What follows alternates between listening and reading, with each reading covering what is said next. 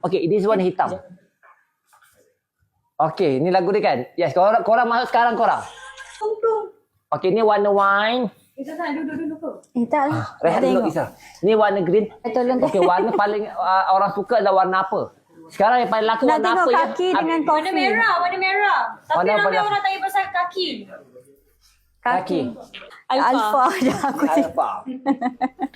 Korang.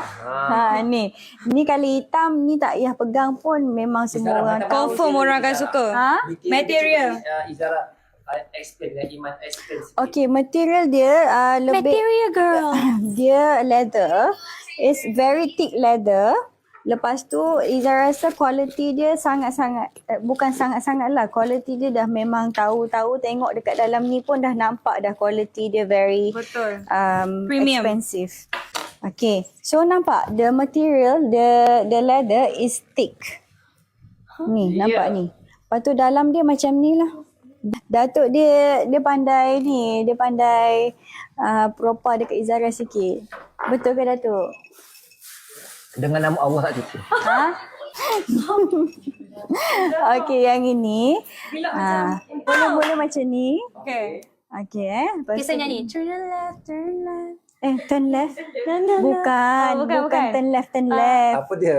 To the left. To the left, to the left, to the left. Okey, macam tu To the left, to the left. Okey, cepat korang. Lepas tu yang ni pula, macam ni pula. Cing, ada. Tapi Izara Mari memang muka puji sombong. memuji kepada Muka memang sombong ke? Tuhan. Oh, muka memang sombong. Muka kena buat macam Kena muka model lah, orang model kaya lah kena- Datuk. Sombong lah. Kena straight, Sikit straight lah. face. Kena riak. Kena riak. Riak sikit Macam je. Datuk. Riak, abung. Maksud saya. Okey, jom kita tengok Iman Tak pula. adalah.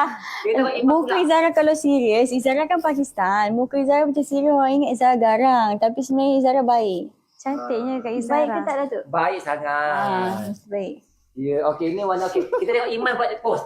Iman. Judges daripada Dewi Remaja. Cuba komen sikit Izara punya Betul. post. Iman. Okey ke? Iman. Iman. Okey, cepat. Iman mau kepada Gen Z ya. Okey, 1, 2, 3. Ambil dah kerusi dulu. Ambilkan kerusi untuk Ni mulanya ada kita keluarin. Kita jual hari ni. Okey. Maka, ya. Bagi Zara kerusi dulu. Ni ada. Tak. Kita tengok warna hitam. Ni siapa yang pakai baju raya yang color rich brown tu? Izara. Yang ni. Ini pun lawa. Kali hitam ni memang tak payah cakap lah Datuk. Kali Memang lawa. hitam ni pakai dengan baju apa pun cantik. Yang dah grab, terima kasih banyak-banyak. Okey, taruh grab.